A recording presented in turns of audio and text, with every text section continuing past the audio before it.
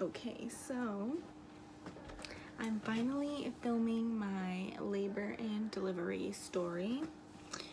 I just didn't even bother to do my makeup or my hair or anything because this is what I look like 24/7 now since I became a mom. I mean, I have time to do my hair and makeup because he's a newborn and he still sleeps most of the day, but I'm just too tired. I don't have the energy for it.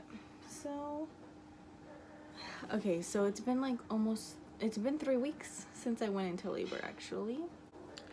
So let's see. Kimberly filmed a little bit of it when I was in labor, like in the hospital and stuff, so I'm gonna put some of that in here, like towards the end.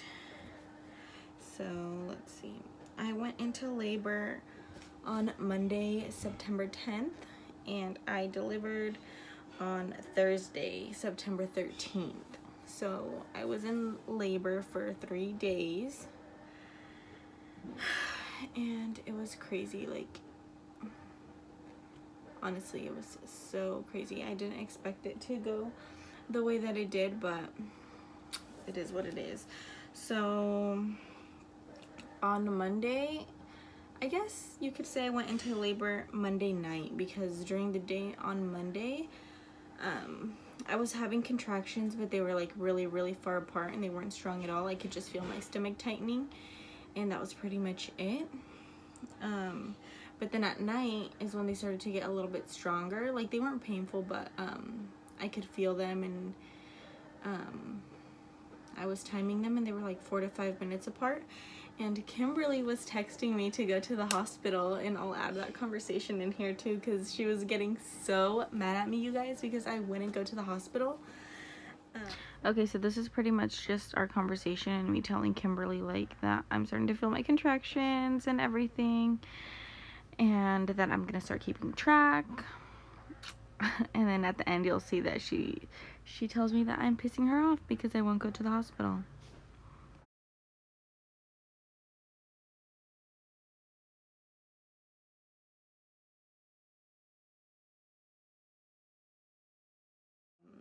So yeah, we ended up going to the hospital maybe at like 1 in the morning, almost 2 in the morning, Tuesday the 11th.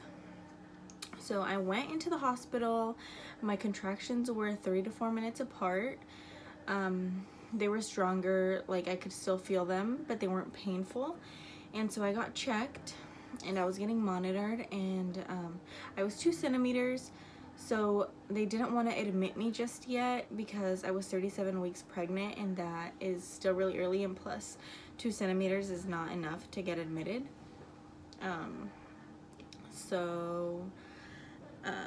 They gave me some morphine. By the time I was talking to doctors and everything,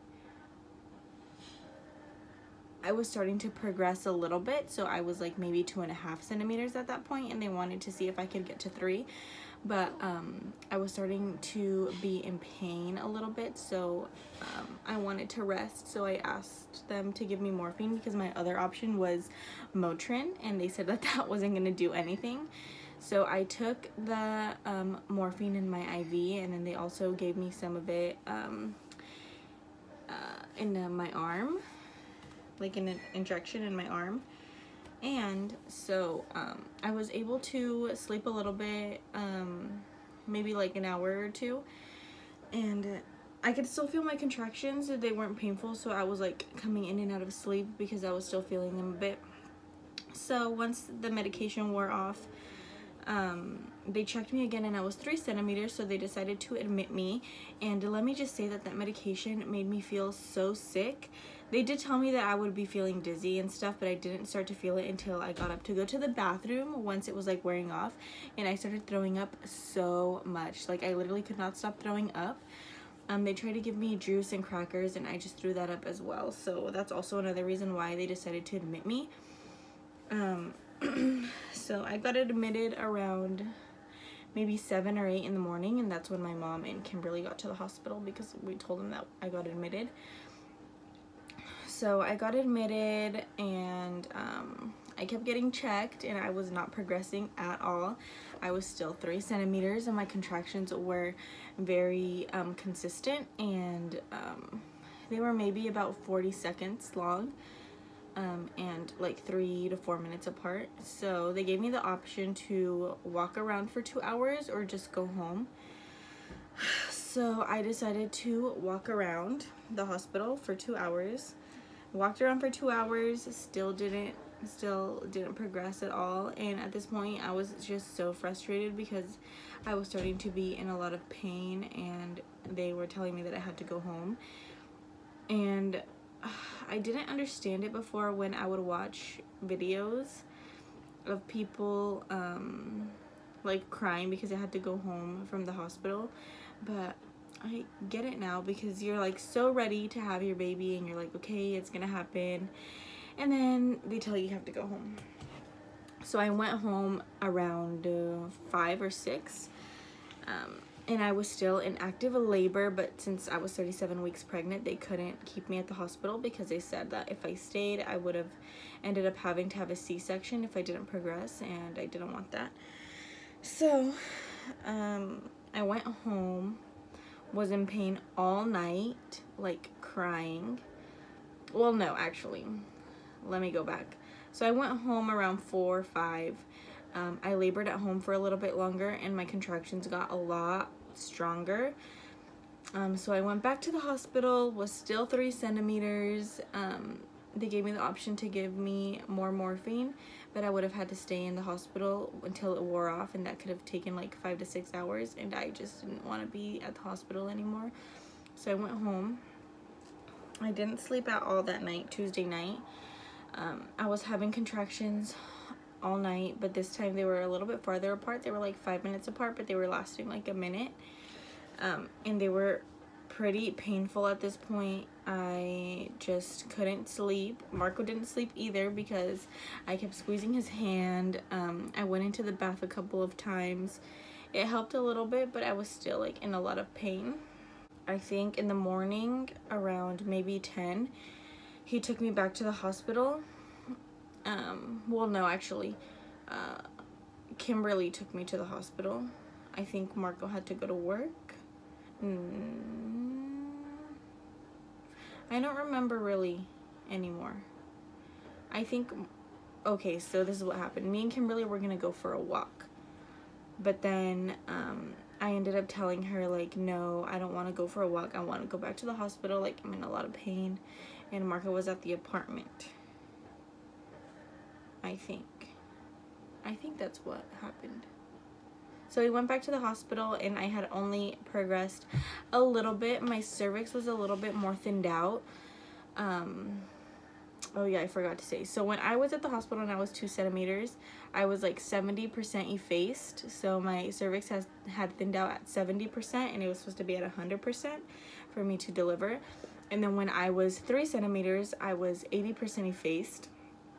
And so when I went back on Wednesday morning, I still was 80%, but I had dilated just a little bit more, but I was still at 3 centimeters, and so they didn't want to admit me until I was at 4.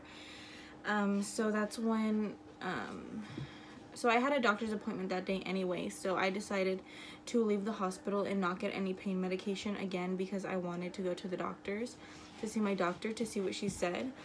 So I went to the doctors in active labor. My contractions were again like 3 to 4 minutes apart, and they were still lasting about 45 seconds to a minute.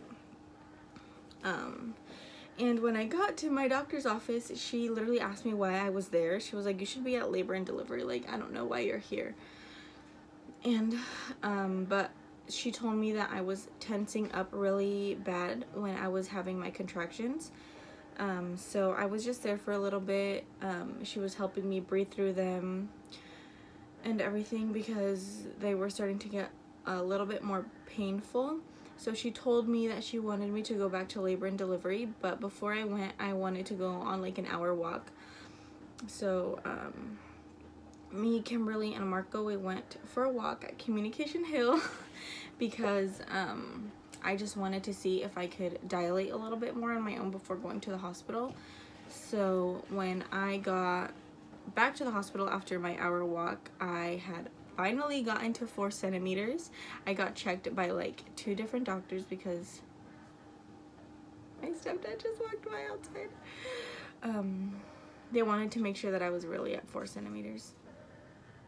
And I think I was like 85% effaced. So yeah, I got admitted. We called my mom and told her that I was getting admitted. So she drove back to San Jose, and they asked me if I wanted the epidural, and I said yes. Like, I wanted that shit, you guys.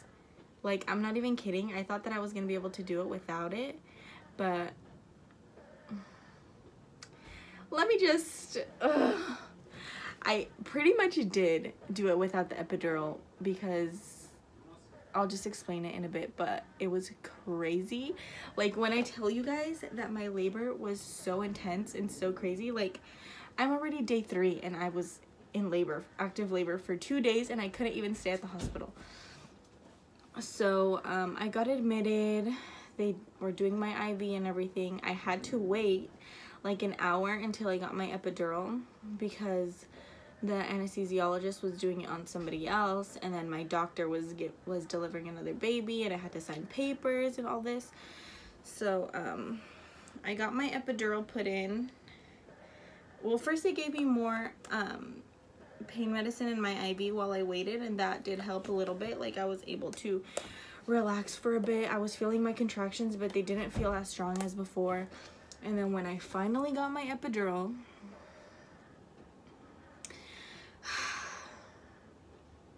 so let me just explain how this happens. So they lifted the bed up super high, and then they just had me like lean forward, and Kimberly was the only person that I wanted in the room because my mom didn't want me to get the epidural, so I didn't want her to say anything in the room, like while they were doing it and stuff. And Marco just didn't want to see me get a huge needle in my spine, so I told the doctor that I just wanted my sister there. So Kimberly was there with me while I was getting my epidural, and you literally only feel them give you the, what is it called, the numbing medicine. So when they give you that injection, that's the only thing you feel, because I didn't feel the epidural going at all. So they put the epidural in. It kicked in for about 40 minutes. I was starting to feel my legs go numb. But then I started to feel pain again, like really bad. And I pressed my button, because you have a little button, and my nurse, she turned me over on my left side, and then it started working again for like another half hour. I think I took like a little nap, but then I started to feel pain again, and it hurt really fucking bad, like really bad. At this point I was like 5 centimeters, and so I was almost screaming because it hurt really bad. And I didn't even care who was in the room at this point, because I was in pain, okay? Like, I was in a lot of pain. So Marco's sisters saw me go through that, and one of his cousins saw me go through that, and so did his mom. So I had a different anesthesiologist come in and say like, oh, the epidural's not working on you. We're gonna figure out why. So he gave me more medicine through the epidural, and he was like, we'll wait a little bit longer. And if it doesn't work, then we're gonna have to adjust it, and then if that doesn't work, then we're just gonna put another one in. So we're gonna take that one out and give you a new epidural in a different site. So I was like, yeah, okay. Like, I literally just wanted them to do anything they could so that I didn't feel pain anymore. They gave me more medicine, like they upped my dose, and it still didn't work. They came back, changed, like adjusted it a little bit, like they took it out a little bit so that it could be more in my spine, or I don't know what they did, but they had to adjust it. That still didn't work. And then so the last option was for me to just get that one taken out and get a new one put in. So a different anesthesiologist came to put my new one in, and that one worked for a little bit longer. That one worked on me for like about an hour, and I also had pain medicine through my IV. So I had both going, and that helped me progress up to about 8 centimeters. But once I got to 8 centimeters, my epidural stopped working. So I was feeling everything, and I wasn't able to get pain medicine in my IV anymore because by the time I was like in excruciating pain, I was 9 centimeters already, and they couldn't do anything about it anymore. So I had to just labor for like 3-4 more hours, I think. So yeah, it sucked. I literally felt everything. So I just wanted to get to 10 centimeters already so that I could push my baby out. I was just so ready to like have this over with because, oh my god, it was just like horrible pain. It's just the worst. Like, you don't think that, oh, I don't even know, like, you just don't think that it's gonna hurt that bad until you're going through it, and then you're like, holy fuck, this shit hurts. So let's see, where was I? When I was 9 centimeters, the doctor actually came in and checked me and said that I was 10 centimeters, 100% effaced, but I actually wasn't. I was still 9 centimeters, but I was 100% effaced. They could already feel my baby's head, is what they had told me. So when the doctor had told me that I was 10 centimeters, the nurse started having me push a little bit. And since I wasn't ready, like my baby wasn't ready yet, I wasn't 10 centimeters yet, he has like a little bump right here on his head, and everybody keeps asking me if he got suctioned out, but he didn't. Then once I got to 10 centimeters and I started to feel like I needed to poop, like it literally feels like you need to poop. Like, that's the pressure, that's what it feels like. And before, I used to think that people just compared it to that because that was the most similar feeling, but no, it literally feels like you need to poop. I still couldn't push because my baby's head was stuck. I think I don't know if it was my cervix or my cervix was stuck. His head was, I don't know how to explain it, but pretty much if I pushed and I tore my cervix or my uterus or whatever the heck, I was gonna bleed out and I would have had to have emergency surgery. So that's why I couldn't push. So I had to wait like 30 more minutes until I was able to push again. But so finally it's like 6:50, almost 7 o'clock, and I was able to start pushing. And pushing, for me, it didn't hurt. You just feel like pressure, and they have you push during your contractions. So that's the pain that I was feeling. I wasn't feeling him like coming out or anything. I pushed for 20 minutes. I was literally looking at the clock, and I just wanted time to go by so much faster, and it just wasn't. I had to have oxygen when I was pushing because my baby's heart rate was going down a lot. So yeah, I pushed for 20 minutes. I had my mom, Kimberly, and Marco were in the room, and yeah, 20 minutes, and then my baby was born at 7:17 a.m. on Thursday, September 13th, and he was 19 inches long and 6 pounds, 6.7 ounces. And he's so cute. I love him so much. But yeah, I had a 2nd-degree tear, but it didn't tear all the way down to my muscle. It only tore my skin. So since I didn't have the epidural and I didn't have any medication in my IV anymore, I felt my stitches. So yeah, I literally like was feeling when they were stitching me and like pulling it, so I like felt the string. So I had to tell them so that they can numb me. So they did, and it was just crazy, you guys. Like, from Monday night to Thursday morning, it was crazy, but it was definitely worth it. So I think now I'm going to add some clips of my labor and everything, just so that you guys can have an idea of what it's like. Kimberly didn't record me when I was like in a lot of pain, because I was literally screaming. I was like gripping onto the bed so hard. I was like pushing the railings out. I thought I was gonna break the bed, and so did Kimberly. at one point, like, I didn't even want anybody to touch me because my mom and Marco were holding my hands and my mom was like rubbing my head, and I was just in so much pain. I didn't want to be touched. But yeah, it was crazy, and here you go. Have a look at everything, and then I'll show you guys my baby after.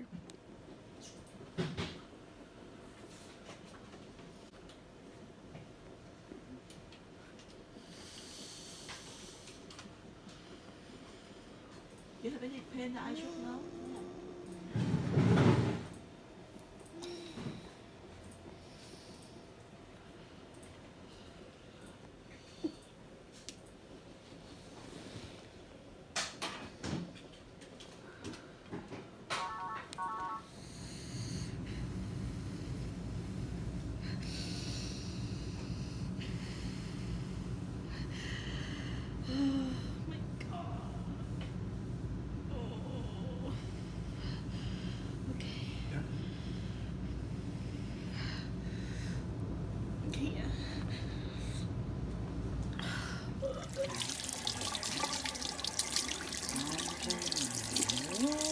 Okay, and then we're gonna take this and we're just gonna lightly scrub.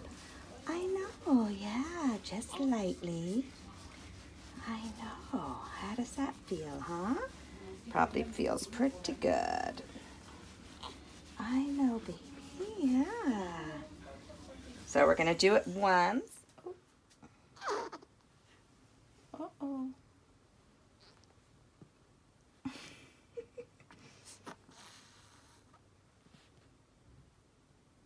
So here's my baby. He's 2.5 weeks. He now weighs 8 pounds and 4 ounces. I'm not sure how long he is. I think he might still be the same length or maybe a couple of inches longer, but he's pretty long. He's so cute and he's getting chubby. I don't know why his ears are folded like this, but they just are. He looks just like Marco, except for he got my nose. And I think his eyes are starting to round out a little bit more, but that's him.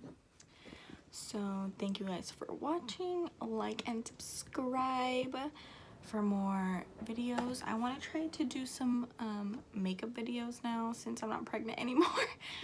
I'll probably vlog a little bit more once we can take him out.